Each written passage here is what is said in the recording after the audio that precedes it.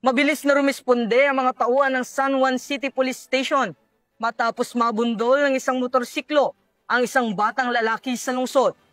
Ang detalye ng report mula kay Patrolwoman Jenny May Dolor.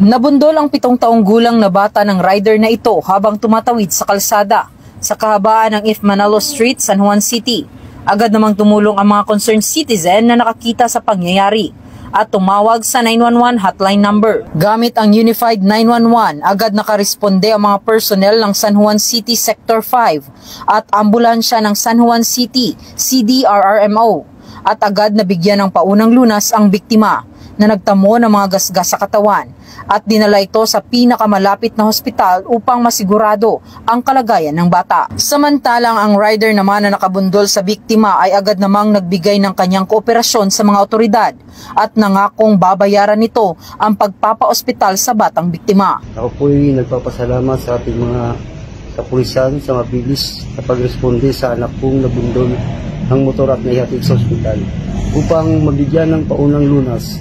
Ako'y muling nagpapasalamat sa mga pulis na naka-assign sa Sector 3 Kabayanan San Juan Police.